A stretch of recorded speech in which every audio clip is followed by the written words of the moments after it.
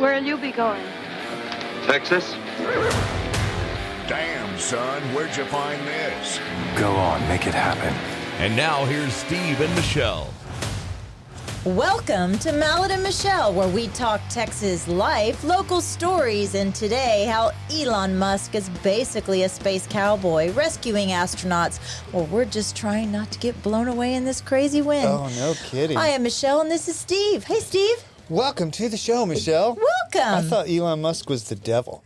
Well, you know, whatever. Depends on your point of view, Depends I guess, on you. You know what I think Yeah. is funny is the people that are destroying the Teslas that people are driving. Isn't that funny? Elon already got his money. And That's true. Elon's not even the person in charge of Doge. I don't know why they're all pissed off about, but if they're not pissed off about I something. think for a lot of people, it doesn't take much. It doesn't. They Triggered. actually wake up every day looking for something to be upset about. They're so. triggered. Yeah, let's thank our sponsors. Oh, yes. Let me look at my little cheat sheet because I can't even remember what I had for breakfast. Nomic Power Solutions. Our favorite South Star Bank and all the great people over there, I love South Star Bank. Jovi Belterra. which is a great place to live if you're 55 years old and up. Oh, I can't live there yet, but you can. Soon enough. Soon enough. I would And love to live there. Mallet Integrity Team Real Yeah, Estate. best real estate business in town. That's right. Oh gosh, I just made some more enemies in the real estate community Yeah, by saying right. that. Hey, if you guys, whoever's listening or on the podcast, y'all need to check out Steve Mallett's article that he writes in the Outlook. They have changed their publication. It used to be every month, and I think it's now every 3 months. I think it's every other month. Every month? now, 6 times a year. But Steve's out there making friends and taking names. It's really funny. I love it. I wrote my last one, and it's accurate. I always try to make them a little bit edgy. And I read that one, and I sent it in, and I go, "Damn, dude, you're an asshole."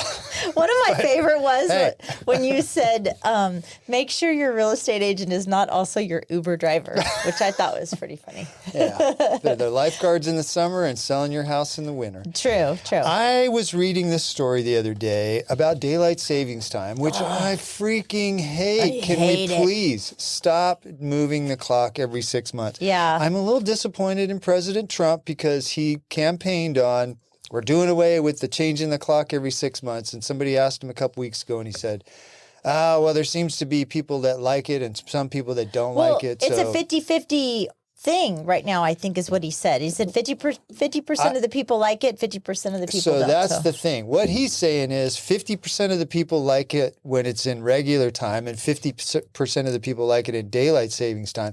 There's like 90% of the people that hate changing the clock every 6 months. Well, at least he's listening to the people. He's listening to the people. If you're listening to us, President Trump, please do it. In the fall, let's just stay with daylight savings time. Wouldn't that be amazing? If President love Trump it. is listening to us, we're screwed as a country. That's true. Please don't listen to us. This article that I read, and it makes a lot of sense to me. Let's just keep the clock on daylight savings time, it's fine with me. I don't care, one or the other. And if businesses need to adjust, then let the businesses or the schools adjust. Why does the whole country have to do something because schools want kids to be coming out of school or going into school in the daylight, or businesses want to open at certain times? Let those businesses adjust if they have to. I agree. I like this time. This is the time This that I is like. daylight savings time, which is fine with me. The only thing I don't like is trying to go to bed at 9:30 in the summer and it's broad daylight outside. But that's my little rant about daylight savings time. I know nobody cares, but I hate daylight savings time. You don't go to bed at 9:30. You go to bed at 8:30. So stop giving. It's true. Stop telling the So I was rest of trying the to sound world. a little more normal than just I really am. Didn't work. I don't know if you can hear this raspiness in my voice, but this wind is killing It's been bad. my throat. So I was at the Houston Rodeo this past weekend, and I saw that there was a huge fire in Fredericksburg, the crabapple fire. We saw it when we went camping. Oh, man. And so apparently almost 10,000 acres were affected by this. As of yesterday, when I was researching the story, it was only about 65% contained. One The firefighter. one in Fredericksburg? Yeah. Oh, yeah. And something 'cause else we could popped. see the smoke way up in the sky, but I don't see any smoke over there. Yeah, right so now. something else popped up late yesterday. One firefighter has been injured. It caused numerous evacuations, and it forced the Central Texas, I guess, electrical grid to cut power to that affected area so that they wouldn't spark more.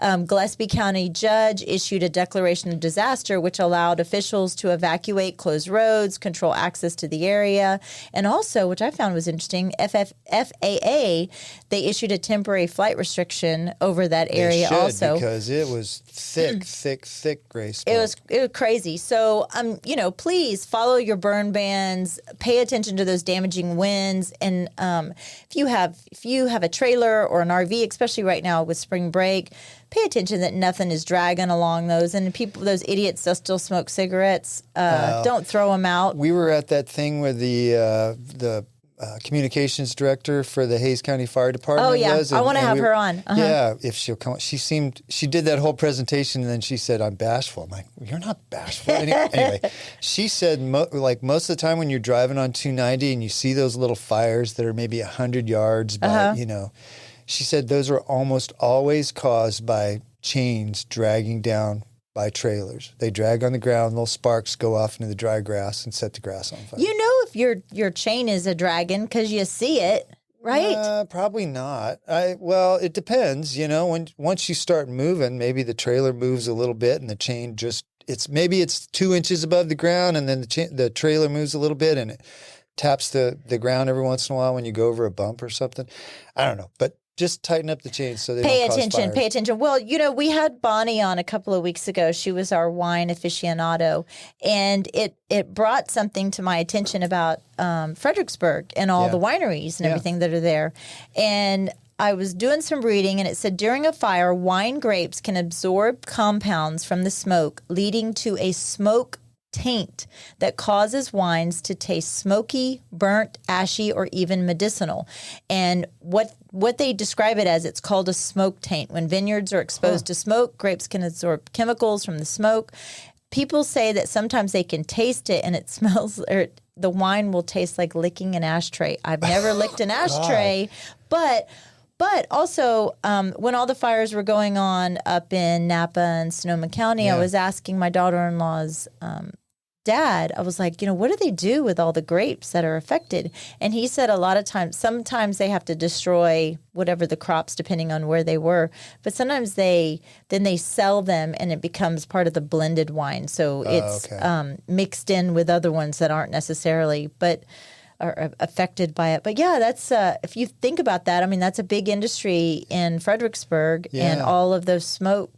I didn't realize that fire was that big that it was causing. I mean, we could see the smoke in the air, but I told Holly, I said, that looks like it's 4 or 5 acres. But you're talking, it's much almost bigger. 10,000 acres. Really? Yeah, almost 10,000 acres. And that's nuts. Crazy. Yeah. And so, a friend of ours, Jenna, got evacuated from her home. She lives out kind of Stonewall area, I think. So, so I think, and walking around the Houston rodeo, when we were driving there, it was so weird. Kendall lives up in Dallas, and the storm, or what do they call it, a sandstorm. Yeah. It looked the like winds were howling. It was. Saturday. I'll show you a picture when we're off the air, and it looked orange in her backyard, just of the sand. And when we were driving to Houston, same thing. We could see it, and all of that sand and everything picked up dust. I know. I think we're all feeling that right now. Do you know who Adam Carolla is? I do. He's really funny. He used to have a show called The Man. The Man Show. The Man Show, Adam and he Carolla was of Man Show fame. with I cannot stand the other guy that was on The Man Show with him. Jimmy Kimmel. Jimmy Kimmel, yeah. I can't stand that guy. Well, he posted a video last week. He has this Adam Carolla podcast now, which is very, very popular. I'm actually a big fan of Adam Carolla. He's doing a lot for the people that have been displaced in California. Oh, really? He's been trying to help navigate some of the bureaucracy there that people have, or that are trying to rebuild permitting and everything else. God, they can't even pick up their own trash and stuff like that. So you have to have all the permits. I don't know why people live in California anymore, but especially if your house burns down, it's probably a 3 to 4 or 5 year process to get it rebuilt. Whereas it takes a year maybe in Texas. So and probably 3 or 4 months of that is working with insurance. Well, he posted a video from his podcast last week trashing realtors. And he says, he goes on, it's a longer bit, but he goes on this social media clip for about 2 minutes talking about how real estate agents are worthless. He said, I was looking at this $2.5 million house and I asked the agent how big it was. And the agent said, let me look. And he was like, you should know that off the top of your head. And then he goes on this rant about, I went to this farmer's market and there was a lady there selling olive oil. And I asked her about her olive oil and she gave me a 15-minute sales pitch about how great her olive oil was. And it wasn't heated and it was cold pressed and why that's better and why it's healthier. And he goes, and you ask a realtor like the most basic question and they can't answer it. Well, that's the wrong realtor then. Well, I don't know. So here's the thing about that I think we're doing this to ourselves in the real estate industry. I think most people don't understand what a day in the life of a realtor looks like. And I try not to fill my head with stuff that I know I can easily get to. Like there's things I can look up real quick. Now, when I walk into a house to show it, I am going to look at the basics. But if somebody says, is there a deed restriction about having chickens? I won't know that off the top of my head, but I know where to go find that information. Yeah. So I'll say, you know what, let me go look that up. I think I kind of wanted to run, you did this a couple weeks ago, what your typical day looks like. I want to just kind of give a brief overview of what a typical day in the life of the realtor is. So people understand that agent is probably not lazy. That agent is juggling a million things and keeping that little piece of information that the house is 3,908 square feet in their head is not the most important thing to them. So I'll give you like the 30-second version. My day starts at 4 a.m. every day.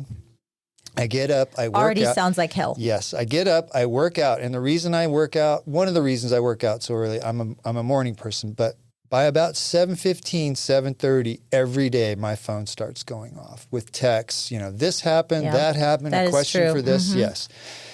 I usually answer my first emails at home till about 8 o'clock. And then I get in the shower and I come to the office. And so my day is built around appointments. I have appointments to show houses, appointments to list houses. And then all the meanwhile, I'm working on contracts. And during all of that, I'm the president of the Dripping Springs Elite. I get questions about that. I get questions about contracts. When can we close? What about this? I get option periods going on. I'm juggling all this stuff. I'm not sitting around lazy. I'm, working through a million different things. I think Adam Carolla needs to hang out with a realtor for a day and really get some perspective on what it looks like. It is from the average person looking at what I do and what you do on a daily basis, it's a giant shit show every day, but we keep it in line and we keep it moving forward. I actually think that you and a lot of our Dripping Springs real estate professionals that we work with, you are the exception to the rule, because I do feel that there are a lot of lazy agents out there. Because being in this industry, not as long as you have been. But yeah, I understand what you're saying. Like I've been in a house, I can think of one right now. I've been in this house hundreds of times, over and over and over again. But I've also been in all these other houses hundreds of times. That's my point. And so when I go into this house and if someone were to ask you, what is the square footage? I'm like, oh, you probably know it, but I don't want to give them the wrong information. Exactly. So I would probably in that case say, let me look real quick.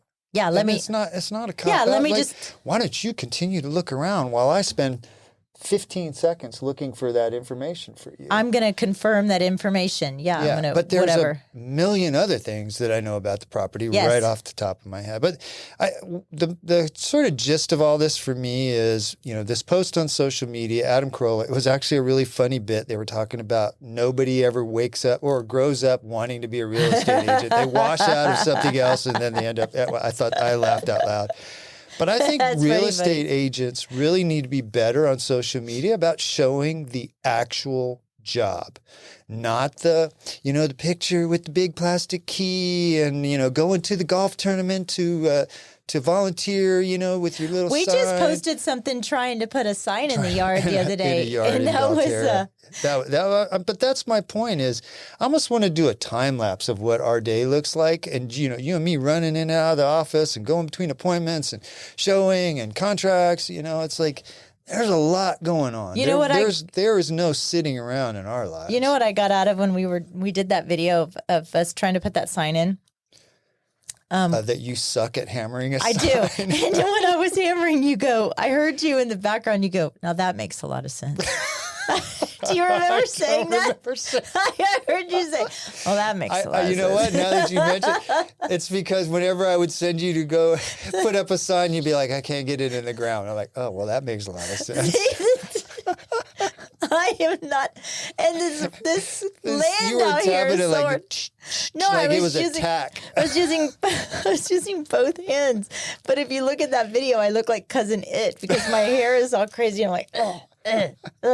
So yeah. Well, anyway, I'm still a big fan of Adam Carolla, but I'd love to have you come and follow us around on one of our days, Adam. I think you'd have a whole different perspective. He'd need a on what nap. life's He'd like. need a nap and a margarita. But about halfway through, he's like, "Can we go to lunch, please? I'm tired." A nap and a margarita. Yeah. So I have the craziest thing that I ran across, Steve. Just so funny. Okay, so me and my aliens and the drones and all the conspiracy theory stuff that I've talked about. So apparently in Utah, there have been gnome sightings. You know what a gnome is, right? It's a little it's like a little usually garden. like a yard ornament. Like, yes, it's a gnome. Little pointy hat. Looks like a midget. Oh my gosh.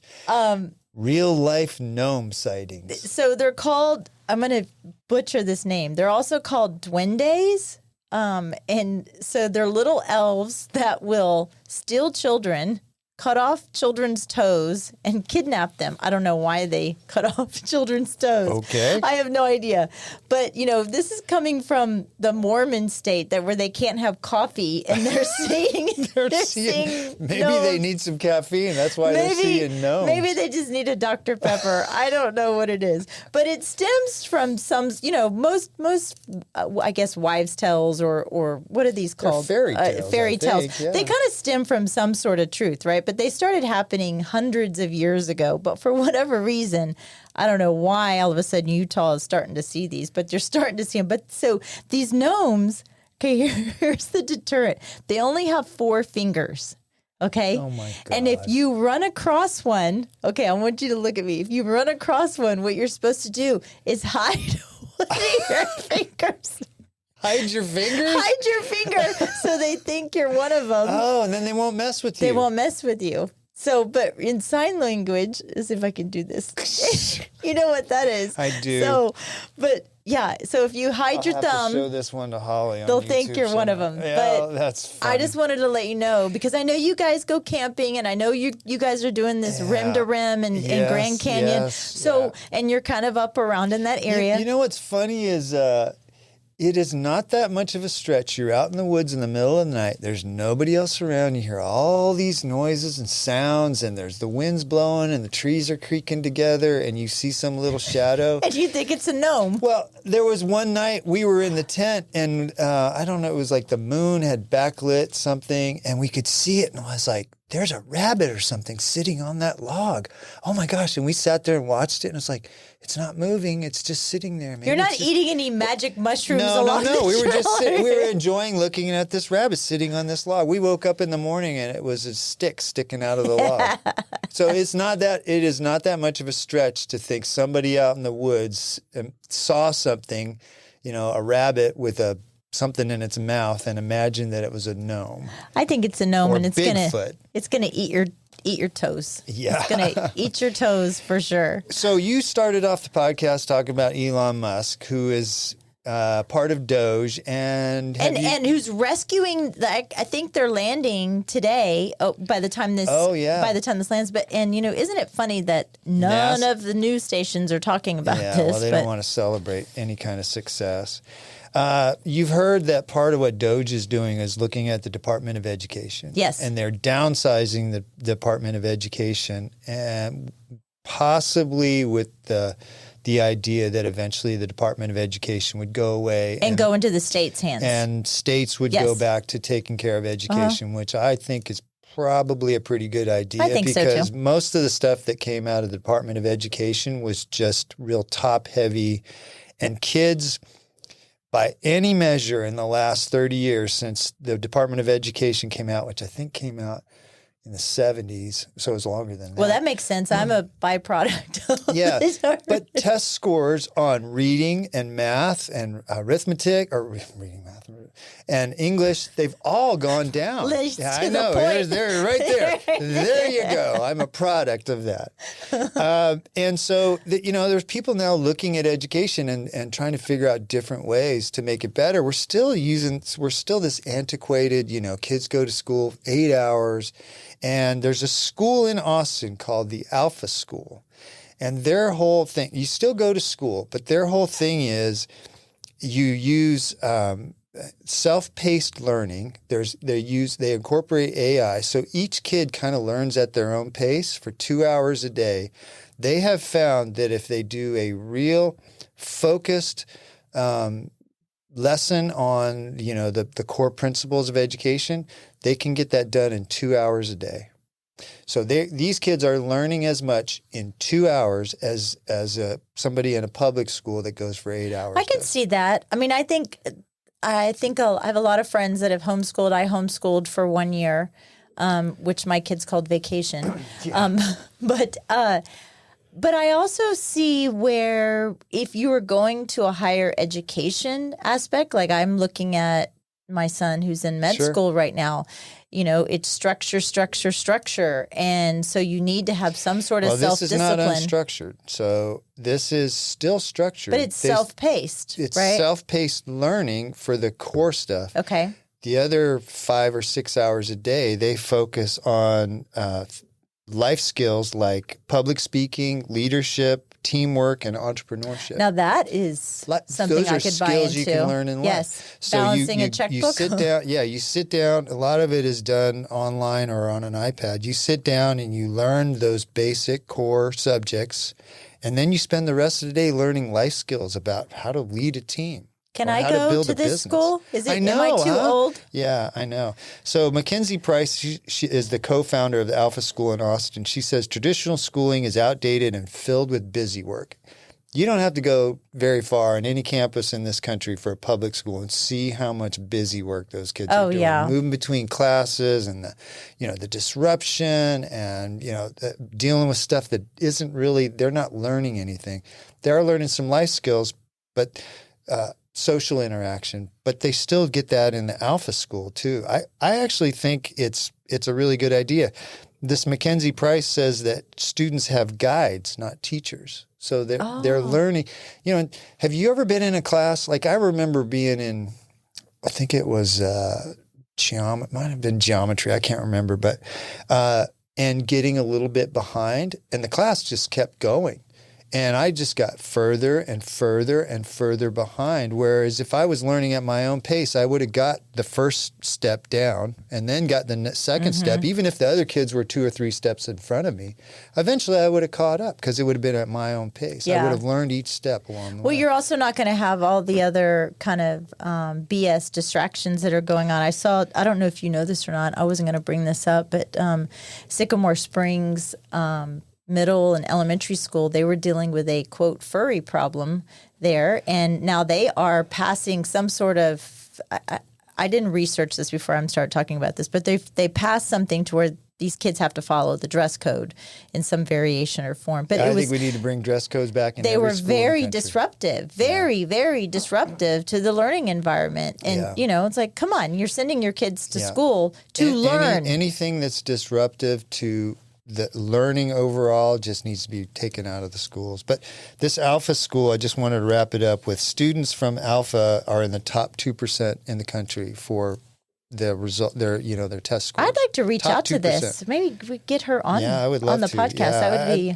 I think we have done education a certain way for 100 years, and at this point, it's not working. And so we need to look at some other ideas. I agree. Well, and speaking of schools, Holly's been in the school system for years, right? 27 years. 27 years. At Texas School for the Deaf, yeah. My grandmother was a teacher. She was on the school board. My aunt was a teacher. My father worked in the school district. My mother worked in the school district. I worked at Dripping Springs School District for 9 years.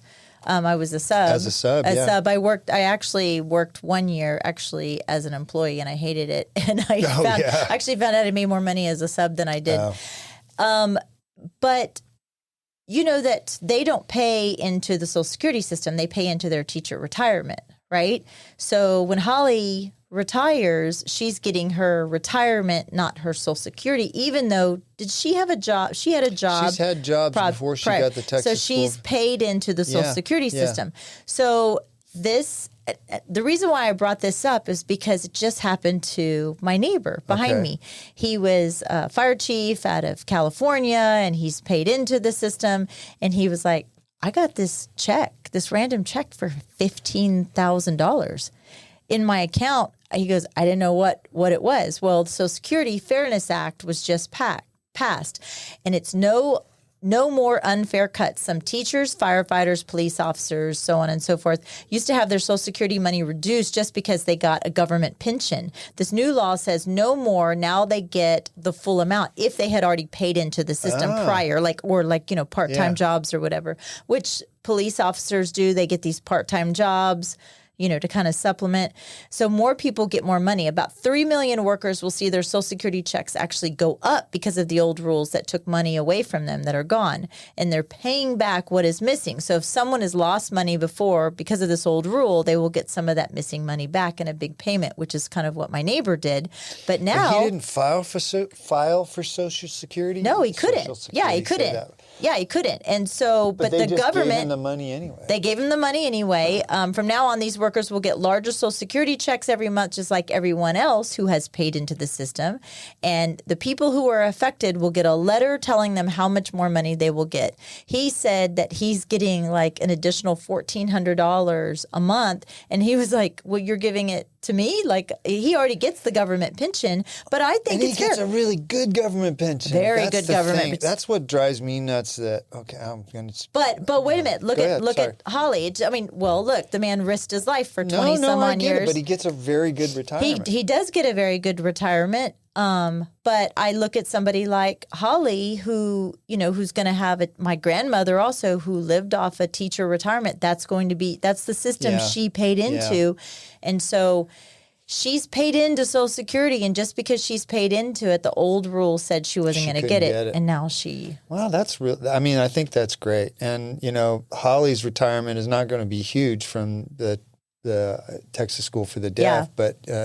adding some Social Security on there will help her out a bunch. I'm curious to see if this no tax on Social Security actually fully passes and what that exactly means, because I think you can only make up for jointly, you can only make up to $25,000, which is an old rule, I think back from the 70s. You can only make up to $25,000 if you were on Social Security at all. Inflation. And so anything above that is taxed. So potentially... if Todd started taking it, he's 62, you're 62. If he started taking it now, anything above that $25,000, basically 85% of it, whatever, would be taxed. Yeah. Well, this no tax on Social Security, he could also, now he's 62, if he wanted to take it early, which I recommend, and most financial advisors out there recommend it. Mine didn't. Mine said wait till 70. Oh, yeah, there's like this cross. I know there's like a cross, yeah. So wouldn't you rather take your money now? Let's say you got $2,000 a month now, and you could invest that and make your own money grow. Yes, if I could say it was $2,000 a month, and I could get it now, and it didn't matter how much my income was from our real estate and podcast business. Yeah. I would do that. Yeah, I would invest it. Then also you could enjoy it now while you're still young to be able to go rim to rim to rim. Well, now that's true, because I have friends that are in their 70s, and that was the advice he gave us was do all these things while you can, because you are eventually going to get... you may have plenty of money when you're 75, but if you can't get out of the house because you got some kind of problem or you're sick or whatever, he goes, you'll regret not ever doing that. Yeah, and that's where I feel the same way. It's like, take it now. So Todd, I think if he started taking it now based on his salary, he would get like he gets the max, $3,500 a month or whatever. But we would be taxed on the majority of that as it is right now. Yeah. So I don't know how this Social Security no tax. Yeah, I'm really interested. It's also has to do with what you would pay into Medicare too. It's like based on your your income the last 2 okay. years before you started taking it. But there's some big changes going on. I am not looking forward to that part of my life where I have to navigate this morass of just crap to get on Medicare and Social Security and all that. It's like there are people that you go to that are consultants that help you figure out how to get through all that. I agree, and I think that this just overreach of government bureaucracy, especially for our seniors, where why are you making it so difficult for them to understand? It doesn't need to be this hard. I don't get that. I don't all get these that. little carve outs and donut holes and part B and part C and part Z and like who freaking knows? I know. Maybe Jovi. We should ask Jovi. Jovi should host some sort of information. I think they do. Yeah, I think that they would have be something like that. Yeah. We would be definitely, interesting. I think that's a great idea. So, we've totally forgot. You completely forgot to talk about our guest, Michelle. We forgot to talk about our guest. I had it on my list. I did forget. Morgan Slaughter. I love this kiddo. She is a little bubble of sunshine. She is from Louisiana. And she is the event coordinator and publication director for Dripping Springs City Lifestyle. But I have known her since she's moved here to Dripping Springs. She came out here a couple of years ago. And, it's an interesting take why this young girl would leave her family in Louisiana and come out here to Dripping and build a life.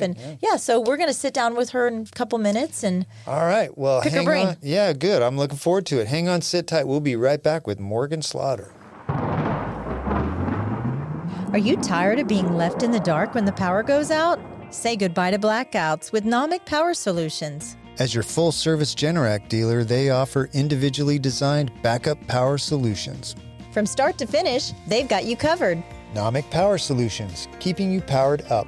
Call or text 512-387-4232 or visit nomicpower.com. Follow on Instagram at Nomic Power for updates. Nomic Power Solutions. Protect your home, protect your family, stay ready. Southstar Bank has remained true to its Texas roots for over 100 years. A commitment to the people and communities they serve, along with flexible financial solutions, allow their clients to shine. Mortgage loans, checking accounts, or complete business solutions. Southstar Bank is your financial partner. Southstar Bank, trusted by professionals, backed by tradition, built for Texas. SouthstarBank.com. Member FDIC, an equal housing lender. NMLS 410624. Find your joy at Jovi Belterra. Life is better here. This vibrant 55 and up community is located in Dripping Springs, just right outside of Austin. 1- and 2-bedroom homes, resort-style amenities, and just steps away from shops and restaurants. Forget the yard work. This is your time to relax, make new friends, and enjoy the life you've dreamed of. Find your joy at Jovi Belterra. Life is better here. Live JoviBelterra.com. 737-387-6870. This show is brought to you in part by the Mallet Integrity Team, serving Dripping Springs, Austin, and the surrounding areas of Central Texas since 2004. When you need the best real estate advice and service, give them a call at 512-829-2062 or email them at malletintegrityteam.com. And now here's Steve and Michelle. And welcome back. We are here with Morgan Slaughter. Hello, hello. Hello, Morgan. Welcome to the show, Morgan. Thanks for having me. So you grew up in Louisiana. I did. How the heck did you end up in Dripping Springs, Yeah. Texas? Fun story. I was in college, have a hospitality degree, and I had to do an internship in order to graduate. And weddings were interesting. And I knew I was wanting to be in Texas for whatever reason. So when I found the Terrace Club, they were happy to take me in. So July of 21, I packed up everything and made the 6-hour drive over. How hard was that? Like leaving your entire family and you're like, I'm going to Texas, y'all. That's it. It was something because like you said, I left all my family, I left all my friends. I came here completely by myself. I didn't know a soul. Do they not do weddings in Louisiana? They You had to come all the way to Texas? they do, but like I said, there was some kind of draw to Texas. I Yeah. knew something in me was like, we're going to be here and it's going to work. And I originally really wanted to go to Dallas. For whatever reason, again, no ties to Texas at all. God saved you from God saved me. Yeah. You ended up in the best place in Texas. Yeah, it all worked out for the best. Because, it was terrifying. I was like, little baby 21-year-old me didn't know anything. I was like, what am I doing? How'd you find the Terrace Club? Just Google. Really? Honestly, I think I just probably searched wedding venues in Texas. And the Terrace Club's been around a long Terrace Club time. has been around she'll celebrate 25 years. Wow.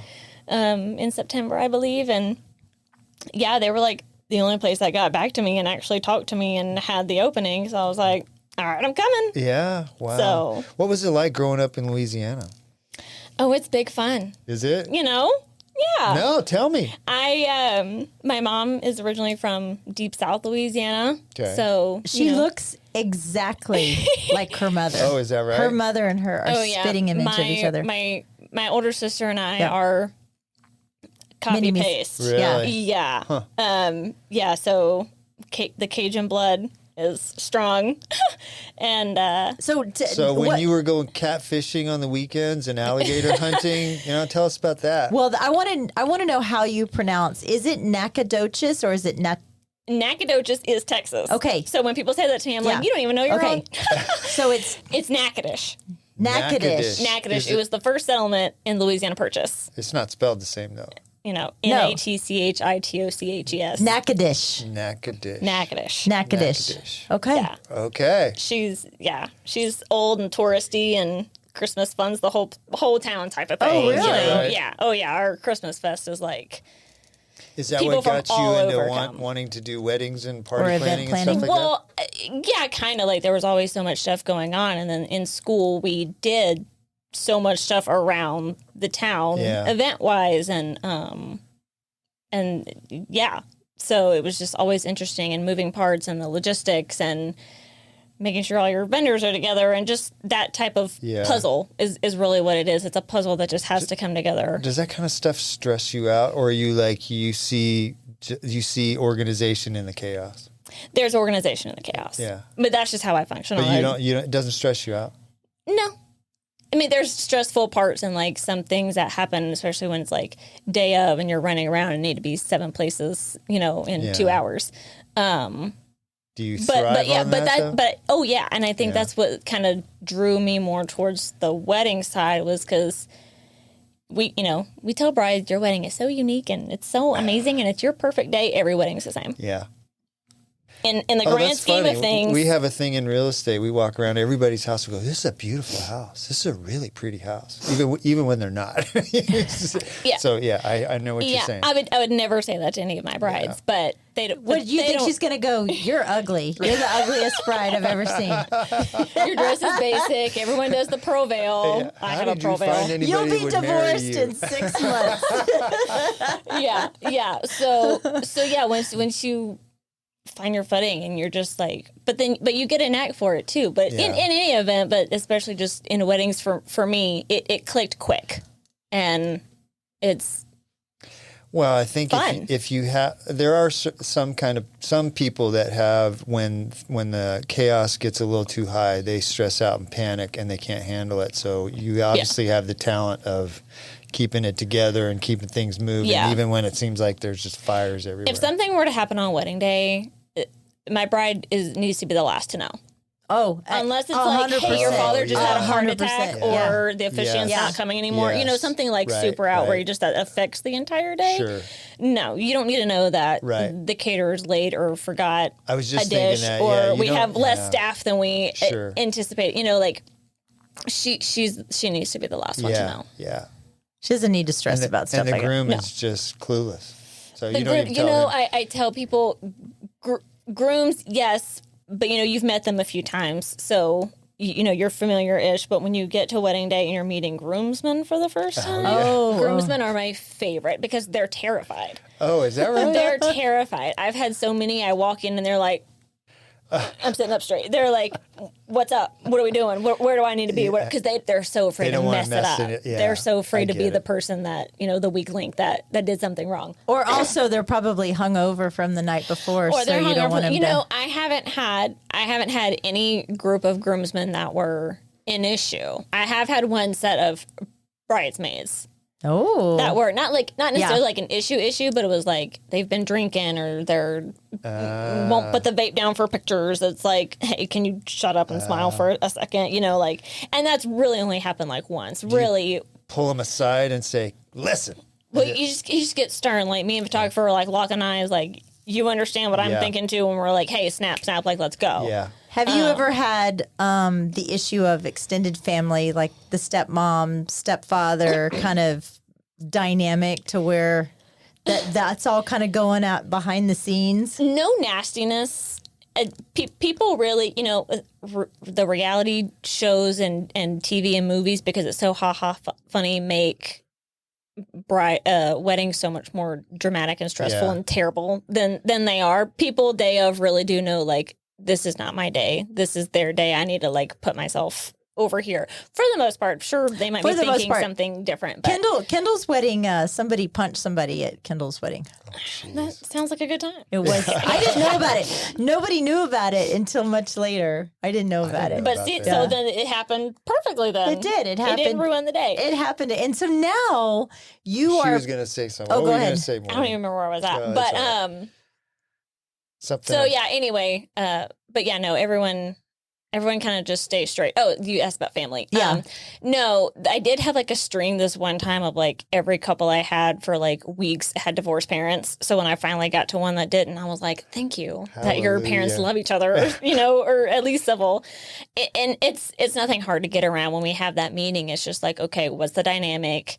Be for real with me. Can mom and dad sit together just for the ceremony? Or, does dad need to be a few or down or somebody something? going to get punched if we do that. Yeah, and there's never that kind of drama. Not that I've had.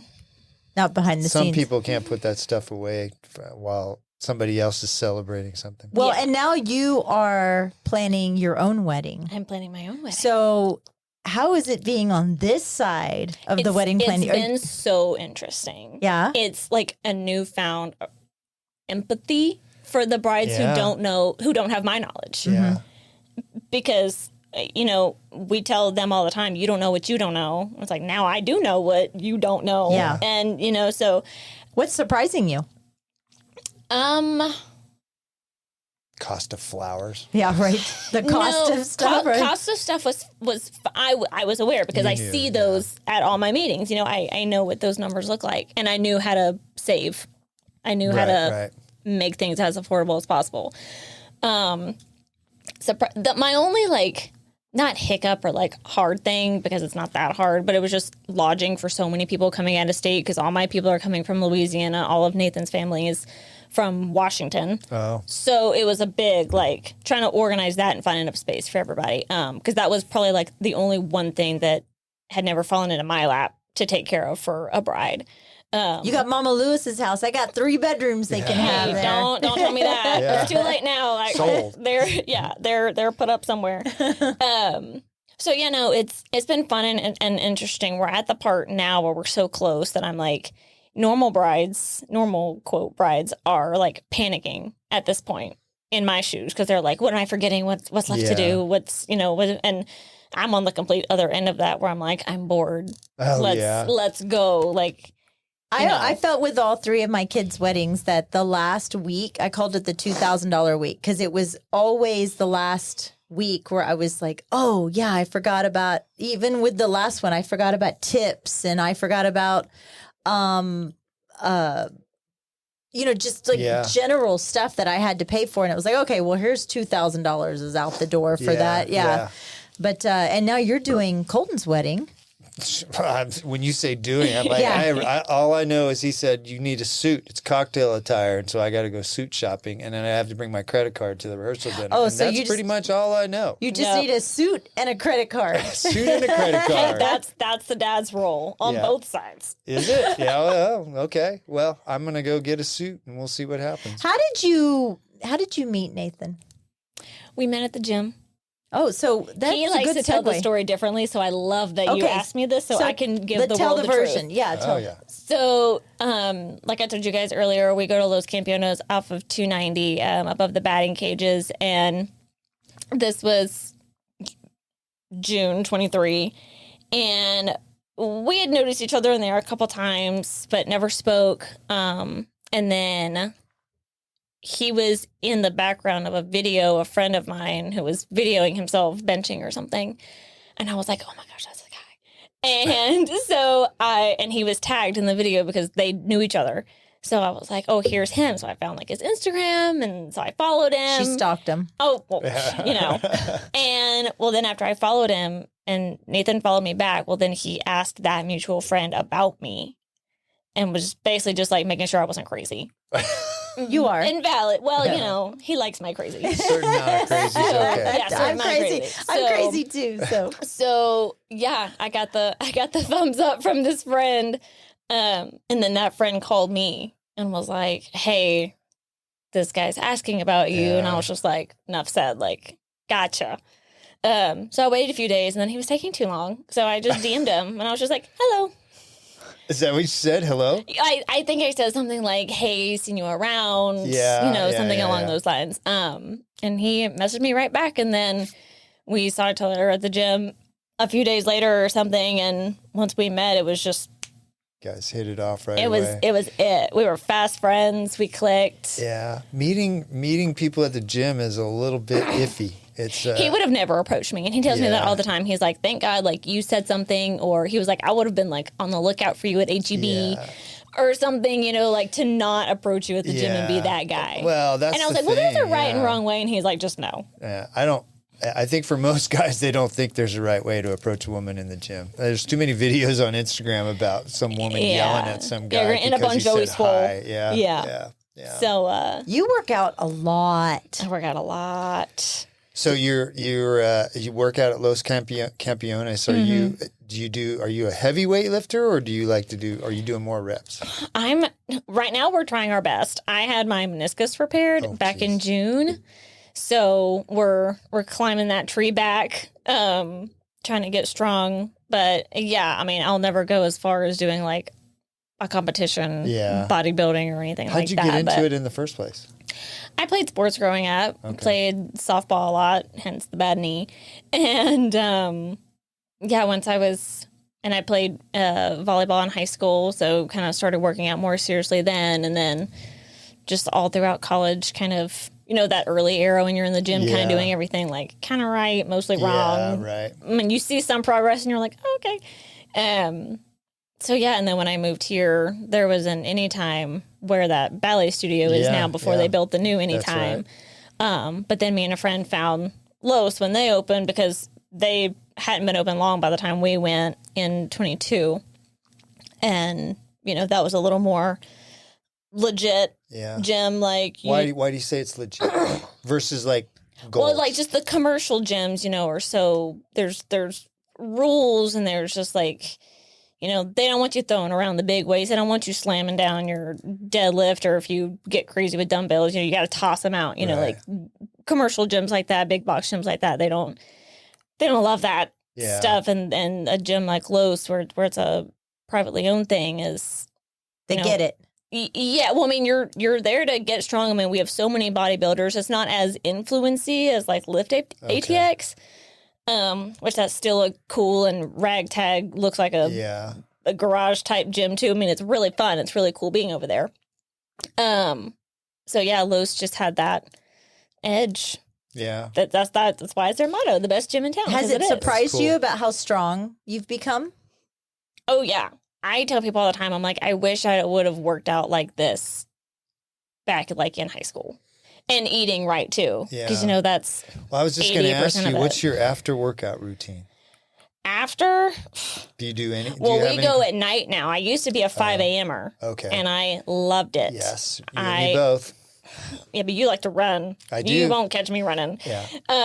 No, I used to be a 5 a.m.er, and then, it'd be so nice the rest of the day. You might get a little sleepy around 3 or 4, but There you go, Michelle. That's what's happening. but it was a nice, start to the day, and then you've got the whole rest of the day. Evenings, and especially just with our schedules right now, we're getting in there a little later than normal. So usually it's gym, quick dinner, shower, bed. Oh, yeah. Which is still fine. Yeah. Everyone does it, but Tell me, so do you do like creatine or vitamins or anything like that? I need to be more consistent with it. Do you do creatine? Yeah, Okay. we have Nathan. Nathan's better about it than I am, but yeah, we'll do a scoop or two a day, vitamins every now and then. Yeah, somebody mentioned to me a couple years ago, and I did it. I started it in the summer, and I didn't realize at the time there is actually an adjustment period where your body doesn't handle heat as well. So being a runner, what I noticed was like I would get dying. super overheated on a run, like to where I would like mile 6, I'd be like, I just can't keep going. Yeah. So I started it a year or so ago, when it was a little cooler and let my body adjust. I'm a big believer in creatine. I think it. For some reason, it changes still the kind of gets a bad rap, or like people are like, "Oh, what's this suspicious white powder you're handling right now?" Yeah. The first time I brought some home, my dad was like, Yeah. what is that? Yeah. What are you doing? So it's been used by weightlifters for years. It's been used. It's like one of the most studied, and it's products. it's a natural thing. It's Your body your has body it naturally already. makes yeah. What is it supposed to do? Mallet. It helps you recover. It replenishes Recovery, muscles. replenishes your muscles, and I think it allows me to push myself a little bit more during the week than I would, before when I wasn't on it. Especially now that I've got. And if you eat a lot of red meat, yeah, you're still getting a decent amount, and we do. Yeah. See, I don't do that, so it's a good plus for me. I don't eat red meat at all, but you knew that. I did know that. Yeah, I did know that. I just don't know a lot about the supplements and stuff like that. It always seemed like hokey pokey to me, but I guess it's not. Well, I guess it's not hokey pokey. Some people I think have like random opinions or like thoughts and like, oh, let's study this study that. But end of the day, it kind of just comes to what your body responds to. And what you're trying to do is get strong, stay strong, because you're much younger than me. What I'm trying to do is just keep going Stay every alive. day. That's all I'm trying to do. I just want one more day. And then the next I want one more day. Just one more day. Do you see a big difference in growing up in Louisiana versus people from Texas? Because Louisiana, they're very prideful of where they're from, and I don't find it often people like Texans that are very prideful. And so are you seeing like a relation between the two? Yeah. Texas natives are, Texas till we die. Yeah. And we have no intentions of leaving even the Dripping Springs, Austin area. Once Nathan found more west of Oak Hill, he was dumbfounded. He was this is awesome. Yeah. He's big Dripping Springs forever. But yeah, for sure. Like Louisiana, there's that Southern God's country pride, especially when you're from the more southernmost part of the state. But yeah, I don't think anything will compare to Texas diehards. How do your parents feel about it? Like, because you grew up there. I mean, like, do they come here to visit? They come to visit? Yeah. Oh, yeah. They've been here a couple times. They were supportive. I mean, they knew it was a big thing, and of course, I was just single girl out. My dad was a little like, okay. I think it made him feel a little better especially once I got Nathan. Well, being here in Dripping Springs is just, and that was part of it too. It was like, I don't want to be in the city. I was working in Dripping Springs. I didn't even start my search for an apartment in Austin. I was like, absolutely not. I mean, I did my due diligence. It was like, here's the venue, here's this apartment, the HEB's in between, and like, we're good. Well, and you want to know what's funny, Steve, is one of the first times that we really introduced her to Dripping Springs culture was Founders Weekend. Oh, Founders Weekend, she almost lost her liver because we had her drink way too much, and she met Kevin Fowler. I remember this story about you meeting Kevin. Do you remember this? Look, Kevin, the time that time. We're not proud of it. Morgan was not going through a good time. Spring of 22, but it was a good time to be had at Founders. It was a good time, and because I'm so young and youthful and healthy, the next day I was just fine. Oh God, I hate you. So I know. So not my proudest moment, but we had fun. Yeah. Well, if you hang out with Michelle, man, she'll show Yeah, you a bad good influence. time for sure. I did. I think we stayed out till like 2 a.m. or something like that. Or Something like that, yeah. yeah, we've You maybe. forgot. You don't even remember Yeah, the that time. time is blurry, but it's a time I'd rather forget anyway, so it's fine. It's a blurry time. It's a blurry time. So growing up in Louisiana, I understand the dialect is kind of all over the place. And there is the Haitian Creole and then there's the French Creole. What part does your family kind of follow, or do they gotta have their own little The Cajun French. really? That's my people. That's my mom's side of the Cajun family. Really? Yeah. French. Yeah. Are you going to give us a sample of that? You guys could something you guys might call each other, mainly used by Michelle, called Steve a couillon. A couillon? Couillon? Crazy. Oh, a couillon. yeah. Crazy? No, that's probably what he'd call me. That's probably what he'd call me. I think that's like really the only one I really know and recognize just from hearing it from my Yeah. grandmother mostly, but she'd spat things every now and then. Yeah. We're like, Is her when accent it- really thick? not as much now. My mom's whole side of the family is from South Louisiana, but my grandfather was in the Air Force, so they moved around a bunch, and then they okay. settled at Barksdale Federal Base in Bossier, Louisiana, more northern.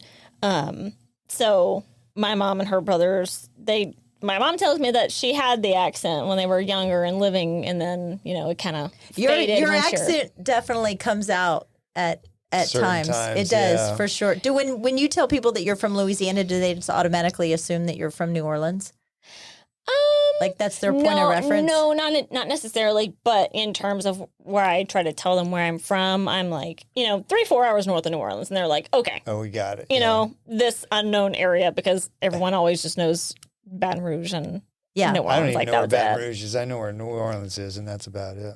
Lafayette, Baton Rouge, Yeah, go south Yeah. to New Orleans. Yeah. Morgan, I'm going to kind of a couple general questions for you. What do you think about your generation? What generation are you, by the way? Do you know? I don't know. Gen Z.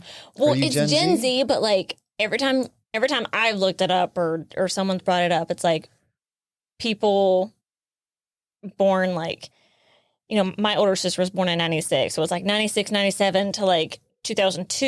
Oh, It's like we were raised so You were kinda on the similarly. cutoff Yeah, somewhere, we're yeah. kind of like in this weird cutoff yeah. age where it's like I'm not into this like insanity that some of the Gen Z are into, but then Well, that's what I was going to ask you. What do you think about your generation as far as what's important to them and their work ethic, just in general? Because you guys get a bad rap. yeah,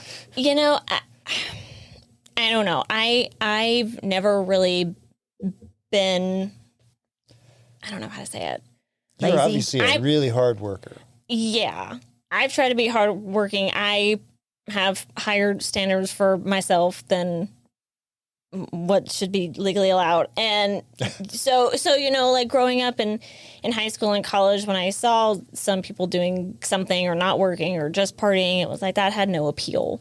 Until you met And- Michelle. Until I met Michelle, and then it was like, all right, let's go. Look at this 50-year-old chick. Okay. No, but like, and same thing. Like especially when I moved here and I told people I was 21 years old, they were like, looked at me like I was, Oh, yeah. you're 21. I Yeah. thought you were much older. Yeah. Just because Not- of not your in a bad way. No, just because of No. your presence, just the way you carried And I've yourself. gotten that maturity, yeah. my whole life. So, So you're different than most of your generation. and I hate to say it like that, but sometimes it has felt like that. And sometimes it got lonely in that feeling of like, why am I Responsible. this way? Why Yeah, am I yeah. the It's almost responsible like, why am I better than you?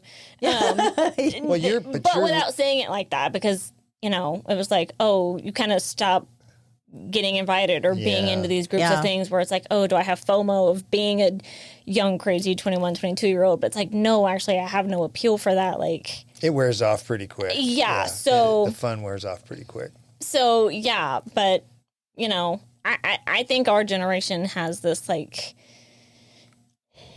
it's just like weird. It's kind of it all kind of just comes down to like how you were raised, because there were people who were raised exactly the same as me but still kind of veered off Yeah. or like same thing or had a worse situation than me and now are way better off than I am or will ever be, like and Nathan's a good example. Nathan didn't come from a super great background and childhood and all that stuff. So the way he's 2 years older than me, but the way he kind of got himself through life to where he is now is a testament to something. Yeah. What do you think your future is going to look like? What do you dream about? What do you hoping for in your life? I dream to be a stay-at-home wife and mom. A trad wife. Yes. Trad wife. Oh yeah, and me and Nathan have talked about that a bunch. He wants a big family. He wants 1 million kids. He wants this, Hallmark picture family. And I have no problem with that. My mom didn't work most of her married and motherhood life. And as far as I know, she's content with that. She works now, but I like the work, and I've told him I'd probably always want to be in the wedding realm. So it's like, as long as Hunter has the building, I'll try to be there. Yeah. But yeah, I'm like, no, if we start having kids, I'm at the house. I'll bake bread and pie. It's the greatest job in the world. Yeah. As long as you can buck the trend of people pushing out, saying I have no prejudice. You shouldn't do that. You should go have a career or whatever. Pushing back. Well, and I think that's the nicer part of being in a town like Dripping instead of the city or somewhere else, where it's like, that is a little more. You can have both. Accepted. Though. That's kind of what I did. I raised my kids up until I stayed home at least with them. Schooling age. Yeah, until Kendall started kindergarten, and then I jumped back in, and did I sacrifice some of my career for that? Yeah. So what? But look at all 3 of my kids now. They do great. It's a worthwhile investment in your kids for sure. It absolutely is. We didn't mention that you are, because we talked about you being at the Dripping Springs City Lifestyle and what you do there. And so you mentioned Hunter. So you're back at the Terrace Club. You're doing event planning for her, and you also kind of moonlight a little bit at Palm Social too, which is a cute boutique here in Dripping Mercer Springs. Street, It's a good time. So, gosh, you're kind of all over the place. Yeah, right now. Right now we're all over the place. Well, I was at the Terrace Club from summer of 21 to February of 23. I went and worked downtown at the JW. And I was there for almost 2 years. I left this past September, and because I was just, corporate's not for me. Yeah. That drive is terrible. They're always doing construction. I'm tired of the roads being different every other day that I'm trying to drive over there. So then especially after my surgery, and I was able to be in Dripping more because I was allowed to work from home, and then I was kind of tiptoeing going back, and then I was just like, yeah, we got to be done with this. And then I took some time off. I had, the most of the month of October, just time to calm down and figure it out. And that's when we got engaged. And, I was familiar with Jordan, just being in the store a bunch in and out. So I shot her a DM, and I was just like, hey, any chance y'all are hiring? And she was like, yes, please. Can you start 5 minutes? Yeah, well, she had some employees that were getting to be on the way out, and we've got some high school kids and one that's a senior, so she's fixing to be out. So it was just kind of good timing on all of our ends for me to dive in there, and then there was more of an opening back at the Terrace Club, and the girls over there knew that I had quit at the hotel, and I had popped in every now and then to help out a few times, so kind of creeping my way back into that a little more, and then the magazine. So what do you wish? I don't know how you keep up with all being that. here in Dripping Springs, do you wish that, or what would you like to see with Dripping Springs for young people your age? I feel like here in Dripping Springs, there's so much to do in Austin, but here in Dripping, if you want to support local, you want to stay here local, besides just shopping, besides just constantly spending money. Yeah. We don't have a lot of hiking trails. We don't have a lot of free stuff to do. Skate park. But I know that's for younger. Yeah. I'm just saying. So, what would you like to see here in Dripping Springs? Yeah, as far as getting more young people out here, when I first moved here and started meeting people outside of Dripping, and I told them I lived in Dripping Springs, they were either like, where's that? Or, oh my gosh, you drive to Dripping Springs every day. And being at the store and seeing more of the public in and out and seeing more young people, you can tell when they're from the city and they're not local or they don't come here often because they'll pop in and they're so amazed at like how good the prices are at a store here versus somewhere like the city. Or I had some girls come in the other day and they had mentioned something about being in like LA, and you know they were like, "Oh my gosh, these prices," and I'm like, "Yeah." So it's been nice seeing more young people at least venturing this way. Yeah, I just think we need more stuff out here for you guys. You know, like because we've got a couple of clubs, we've got Hudson's, you know, you've got some dance places, but I mean Hudson's, and then what's the place across from Hudson's? The Growlick's. Growlick's, yeah. Been there a couple times. I haven't been to Hudson's yet. I need to. But it focuses around shopping and drinking and shopping and drinking for sure. I don't know what else there is. I would, I like over in Manchac, there's that Armadillo Den. I know you've probably never been there, but I think that is a place that Dripping Springs could really use. Where, I mean, there's food. There's like a conglomerate stage of and TV and tables. And they food have fire trucks. pits everywhere. Yeah. So just that's like a place cool to go hang to out. gather. Yeah. Well, I mean, I haven't been in a while, but I used to pop over to Treaty Oak every now and then because they kind of had a similar vibe. So I guess maybe, I mean, like I know 12 Fox when they have their some of their special events, they have several things. Drinking mostly. But I think but you know, there's drinking available, but there's other things at the place where you don't necessarily have to participate in the drinking, like the Oktoberfest and stuff like that. We're supposed to talk about. We met with the Twisted X guys a while back, and you know, obviously that's a brewery and there's drinking, but they want to stay busy and they're trying to do more stuff. And one of the things the guys said over there, I think it was Hunter, the owner, he was like, we don't want people to just come here to sit down and drink. Like we want them to be celebrating something or doing something here. So, you know, there was a plethora of things that we had kind of talked to them about. But so there's definitely, I think throughout the town, especially these business owners that have a quote venue type, you know, like them are looking for ways to I think the closing of Dreamland, that was kind of a real eye-opening. It's like people didn't know what they were missing until they missed it. And it's like, you know, I mean, Dreamland's business model was a little confusing, right? So they had it changed. Yeah, like 5 they had all times. push. They had push all in, and then they were backing off. I think the biggest problem is employment, trying to find people to work there. And then, you know, now they're auctioning everything off. And apparently it's going to be a Walmart. Not really. No. But don't God, please no. Boy, we'll get hate mail for That's days. what people The only say. time I go to Walmart now is when I go home to Yeah, right? Louisiana. I'm like, I don't want to do that. Yeah, because I'm right across the street basically from Dreamland. So when I heard they were closing, I was like, yeah, I mean, it kind of had a little bit of everything where you didn't have to focus on drinking. Well, they'd have live music a bunch, and it's a place for families, and you know who doesn't love. So mini hopefully golf? somebody will pick up that torch and carry it and have something. I have one more question. So you met Nathan, what's his nickname? Pookie. Pookie, which apparently he loves, Love but of I my find life. that hard to believe. But yes, And she also has a dog. Did you know she has a dog? Okay, what's the dog? I have a little basset hound. Oh, His name is course. Bo. His name Bo is the but Basset But it's Hound. not B-O. It's Beaux. Okay. He might be Texas That makes born, sense, but Morgan. he is Yeah. Louisiana by birth. Yeah. Okay. All right. That makes complete sense. You mentioned you met Nathan kind of through social media. Mm-hmm. Are you a big social media fan, or how? Like in terms of, do I think it's bad? Yeah. There's pros and cons to everything. There's pros and cons to it. You know, I don't think we're so much in that era of like the quote cyberbullying like they used to preach to us in school in 5th grade.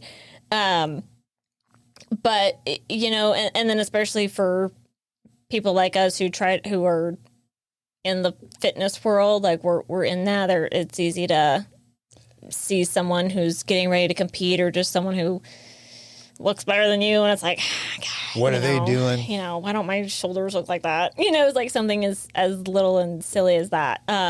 So I think right now the biggest issue, and I don't know if it's just for my generation or it's just my opinion or if everyone's kind of feeling, I think comparison, because too, like everyone is using social media to push their career and their side hustle and their this and this. And it's like, why am I not more ahead? Why am I not doing this? You know, like it's really easy right now to fall into something like that. It's a necessary evil, I think, right now. It is a necessary evil because, you know,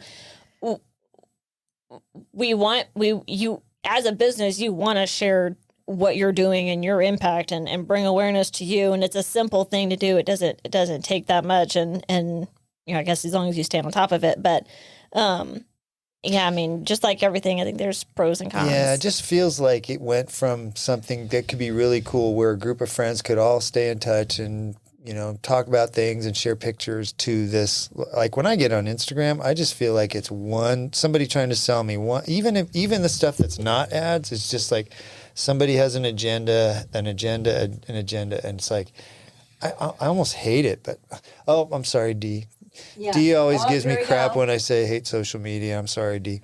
But, you know, I think there are some positives that can come out of it, but it's kind of morphed into something that can be pretty bad on some certain levels. I think what you allow as best as you can control onto what comes onto your feed and who you're following and that energy you're putting back and forth and the same thing, like what are you posting, what are you showing of yourself, are you the one being honest, or are you making people to believe this one thing or another?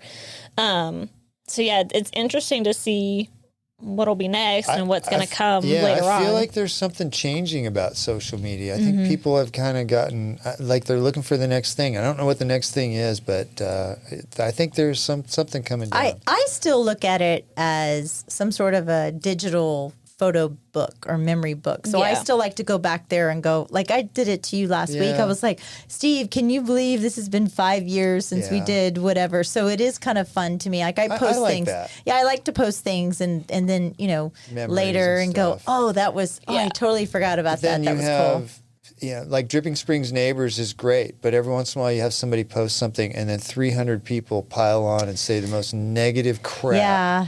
It just drives me nuts. People are gonna run whatever. Yeah, I mean, there's always gonna be haters, and you know, TikTok comments might be a funny place, but oh god, TikTok comments are my favorite rabbit hole. It's pretty awesome, but you know, they're some of the funniest people on the internet. They are, and but you know, to your point about the negative people, you know, there's someone on the other side of that, and they're reading that comment, and they don't think that's you know that funny. So I think it's a give and take, and like you said, a necessary evil because it helps. It's not going away for sure, but I think it's going to change. Yeah. I just did a TikTok video the other day, and it was one of those things where you can like do the filter, and it told me how much of a woman I am. So apparently, I'm 80% woman. So just wanted to let you know. 20% what? Gnome. Guess so. 20% gnome. Okay, I have some rapid fire questions for you, girlfriend. Okay. What is up with all the drive-through daiquiri places in Louisiana? This is awesome.